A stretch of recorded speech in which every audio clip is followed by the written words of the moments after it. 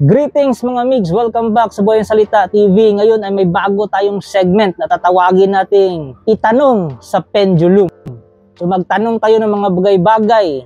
Tanungin natin ang ating mga spirit guides o anghel na tagatanod. So huwag tayong magtanong sa mga entity na hindi natin kilala. So kung may katanungan kayo mga migs o kailangan nyo ng linaw o decision making, itanong nyo lang sa ating pendulum. I-comment nyo lang dyan sa comment section. So, huwag natin patagalin. Magpatuloy na tayo.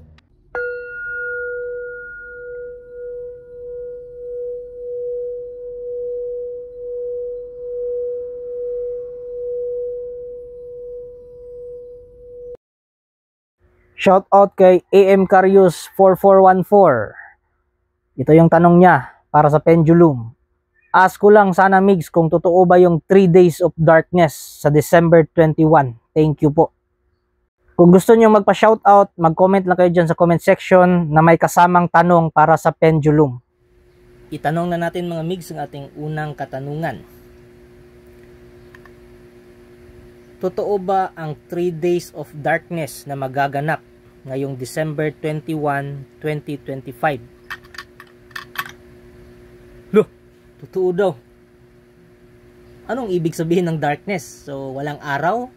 O matatabunan tayo ng ulap na hindi natin makikita yung araw? Kasi hindi naman pwede na mawala na lang bigla yung araw because of science, di ba? Alam naman natin na yan yung source of life sa ating planeta. Pag wala yung solar energy. So, mamamatay yung mga halaman at saka chain reaction na yun, mamamatay din yung mga hayop. At saka yung atmosphere natin mag-iiba, yung magnetic fields natin mag-iiba.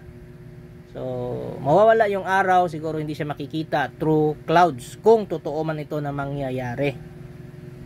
December 21, tapos 3 days pa, so December 24 siya matatapos. Babalik yung araw, Pasko, December 25. So, hopefully, hindi matuloy ito kasi sobrang ginaw niyan. Walang araw, di ba? Maapektahan yung ating mga farmers. Hindi talaga maybe yung sinabi ng ating pendulum, oh. Yes talaga. So, yun mga migs, proceed tayo sa pangalawang question. Shout out kay Lisam 2095. Pwede ba itanong sir kung ngayon bang 2026 yung sinabi ng iba na the big one? Yes or no? Maybe lang, di ba yung nandyan? Shout out sa iyo, Lisam. So itanong natin 'yan. Ngayong 2026 ba magaganap ang big one? Yung lindol sa Pilipinas na tinatalang may magnitude 8 ang lakas? No daw, hindi magaganap. Buti naman. Kasi nga ako ayoko maganap 'yun eh. Kasi babagsak yung ekonomiya natin. Kawawa yung mga tao, mga political fanatics na naman matutuwa dyan. Kaya nga wag kayong masyadong maging political fanatics, maging loyal tayo sa Pilipinas. Pag may nagawa yung politiko, magpasalamat tayo, pero hindi ibig sabihin nun na utang na loob natin yon sa kanila. Kasi para ano pa, nagpahalal sila bilang public servant, taga-silbi. Mga bobo kasi yung ibang Pilipino eh.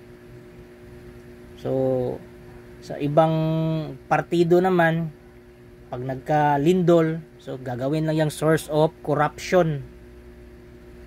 Tapos yung mga partido na hindi nakakorrupt, magagalit. Kasi hindi nakapag-corrupt yung idol nila. Ganun lang yan sa Pilipinas eh. Masyadong maraming impokrito.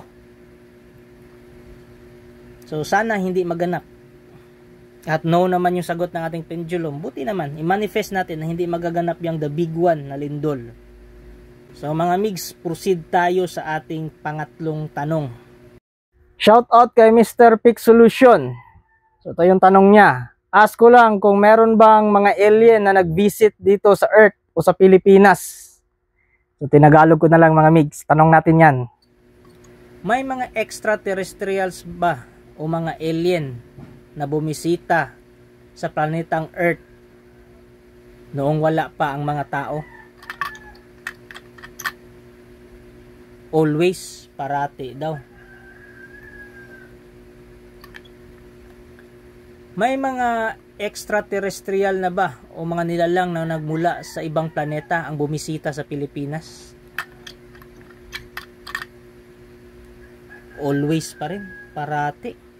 So may opinion lang ako dito mga migs. Sa laki ba naman ng ating galaxy, ang laki ng universe, most probably meron yang nilalang sa ibang planeta na nagpunta dito. Kung napanood niyo yung video ko about Anunnaki, so maliliwanagan talaga kayo. Kasi hindi naman tayo ang... Kasi sa laki ng universe, imposible na tayo lang yung nakatira. Hindi masyadong nakikita-kita. It's because through the difference of technology. Yung mga mas nauna sa atin, na mas matatalino na sa atin ngayon, gusto ba niyang makipag-usap sa mga bobo, na mga panatiko? Siyempre, piling tao lang pakikitaan nila. Yung iba, yung may mga masasamang balak, siguro yung mga taong pwede nilang mamanipula. Yung pwede nilang magamit. So, probably meron yan. Kasi marami namang sightings, maraming video, maraming footage. May mga controversy pa nga, may mga conspiracy theory na tinatago ng US. May tinatago ang Area 51 na mga proof about aliens. Pero hanggang ngayon, hindi pa disclosed at hindi rin verified. So, dinay-deny pa rin nila. So, proceed na tayo mga migs sa next question. Ang mga Anunnaki ba ang kinikilalang mga Diyos na nasa Biblia? Always. Yan yung sabi ko sa inyo eh. Kasi kung iintindihin nyo ng mabuti, halos magkatugma yung epic of creation ng Biblia compare sa epic of creation sa epic of Gilgamesh sa mga Anunnaki. So mula sa mga Sumerians, kinopya ng mga religious at ginawang Hebrew. Mula sa Hebrew, kinopya ng mga organized religion ngayon. Kinompile nila, tinanggal nila yung gusto nilang tanggalin. So, iiwan nila yung gustong iiwan nila para magamit nila sa kanilang political agenda sa pagkontrol sa tao. So, yun na yun. So, yan yung paniniwala ko Pasensya na. Kung iba yung paniniwala nyo, ayos lang. Naniniwala naman ako sa Biblia. For me, it's a history. Kasi nandyan din naman si God the Father eh. Manipulated nga lang. Kasi maraming ang research na lumabas. Kay Adam Bramley nga yung research niya eh. Yung kay Hancock din. Na nasa 5% lang daw ang katotohanan na nasa Biblia ngayon. Iniba na daw yan ng isang malaking institusyon o organization. So nasa inyo na kung maniniwala kayo hindi. So, ito na ang ating final question. Ito ay nag-message sa akin sa FB. Pwede patanong Migs kung mahuhuli ba si Senator Bato ng ICC? Anonymous mo lang ako. Thanks. Maaaresto ba ng ICC si Bato? Always. Ulitin natin. Mahuhuli ba ng ICC si Senator Bato? Always pa rin yung sagot mga migs. So sa side ko naman, wala naman akong kinakampihan when it comes to politics. So para sa akin, kung may paratang yung International Criminal Court, patunayan nila. At kung mag-plead na not guilty din si Senator De La Rosa, patunayan din niya. Kasi pag totoong wala ka kasalanan, hindi ka dapat matakot. Yung ICC naman, sila dapat matakot kung fabricated yung mga ebidensya nila. So much better na magkaalaman na. So kung may warrant man yan o kung kailangan magpakita siya or dumalo sa hearing, para sa akin much better na dumalo siya para mapatunayan niya sa ICC na wala talaga siyang kasalanan.